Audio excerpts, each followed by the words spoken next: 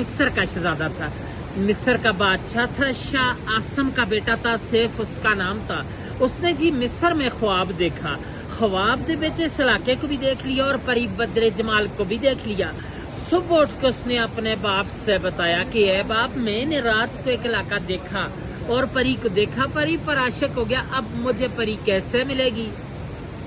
اس کے باپ نے بولا آپ کو تو پری نہیں مل سکتی، وہ ناری ہے، آپ خاکی ہیں، وہ آگ کی پیدائش ہے، آپ مٹی کی، آپ کا اور پری کا ملاپ نہیں ہو سکتا. لیکن وہ باپ کی نافرمانی سے گھومتا پھرتا آخر یہاں ناران میں پہنچا تو 12 سال راستے پہ لگے تھے. جب یہاں پہنچا تو اس کو اللہ والا ایک ولی بزرگ ملا. اس ولی سے پوچھا کہ مجھے پری کیسے ملے گی؟ اس نے بولا کہ یہ سامنے والا اوپر جو چھوٹا پہاڑ ہے، اسی کی بیک سائڈ میں ایک خیمے کی طرح پتھر ہے، وہ اب بھی موجود ہے. اس پتھر کے ساتھ جاؤ اور 40 دن کا چلا کرو، اللہ کی عبادت کرو، تب پری کا پتہ چلے گا.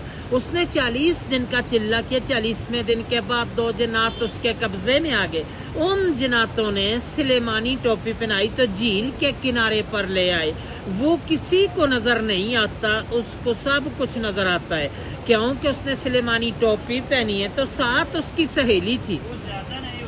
8ویں ملکہ بدر جمال پری جو خواب میں ملی تھی، وہاں پہ نہانے کے لیے آئی کوہ کاف سے. کوہ کاف جو ہے روس کے پاس ہے، چیچنیا کی طرف ہے، رشیا میں ہے. آ کر سب نے اپنا اپنا لباس اتارا تو نہانا شروع کر دیا.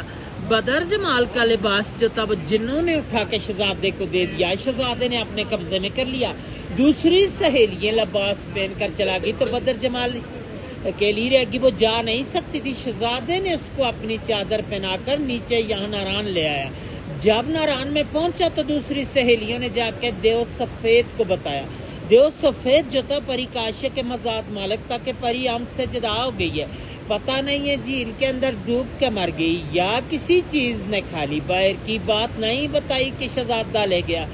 دیو نے آ کر غصے کے ساتھ اپنی ایڑی لگا کر وہاں سے سارے جھیل کو توڑ دیا، خارج کر دیا کہ شاید میری پری کا پتہ چلے. تو پہلے یہ آگے سے سارا بند تھا. دیو نے وہاں سے توڑا، طوفان ناران پہنچا تو پری اور شہزادے دونوں نے دعا مانگی کہ اللہ میں بچا، طوفان آ گیا. اللہ کی قدرت سے ہی نیچے سرنگ بن گیا.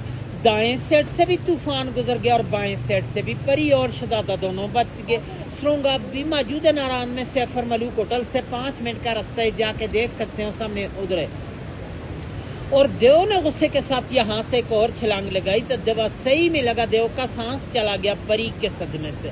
پری کو لے کے شہزادہ شہر مصر کو چلا گیا. شہزادے کا سیف نام تھا. ملوک ملاقات سے کہتے ہیں، اس لیے اس جھیل کا نام مشہور کیا سیفر ملوک جھیل. اور جھیل کی جو ہائٹ ہے 10,500 ہے. سامنے ملکہ پربت ہے، اس کی 17,000 ہائٹ ہے. لیکن آج دن تک اس پہاڑی کو کسی نے سر نہیں کر پایا. اس کے اندر سونے کا گھر بنا اور پریوں کا بسے ہوئے کوئی جا نہیں سکتے. جو بندہ جاتے ہیں پریاں گرا دیتی ہیں. 98 کا واقعہ ہے. راشد بٹ لاہور کا ایک بندہ تھا، وہ کہتا تھا کہ میں نے اس پہاڑ کو سر کرنا ہے.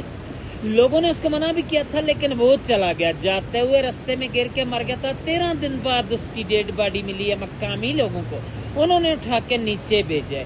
چاندنی رات ہوتی ہے چاند کی، جب 14ویں رات ہو تو پریاں یہاں پہ بھی اترتی ہیں، لیکن وہ آپ جیسے لوگوں کو نظر آ سکتی ہیں. ہر بندہ پریاں نہیں دیکھ سکتا. یہی دیکھ سکتے ہیں کہ ان پہاڑوں کے نظارے کر سکتے ہیں. اور آج دن تک وہ جھیل کی گہرائی کا اندازہ بھی کسی نے نہیں لے سکیا. کہ انگریز آیا تھا، اس نے 5 من رسی لائی تھی. اس وقت گاڑیاں نہیں چلتی تھی، خچروں پہ آگے 10 کلو کا لوہا بن کے اس کے درمیان میں کشتی کے تھرو ڈالتے رہے. رسی چلتے چلتے ختم ہو چکی لیکن اس کی گہرائی کا اندازہ نہیں کر سکیا. 5.5 کلومیٹر ارد گرد ہے. 600 کنال رقبے میں وہ سارا جھیل ہے. اس کی گہرائی کا کوئی اندازہ نہیں ہے. اسٹوری ختم. سا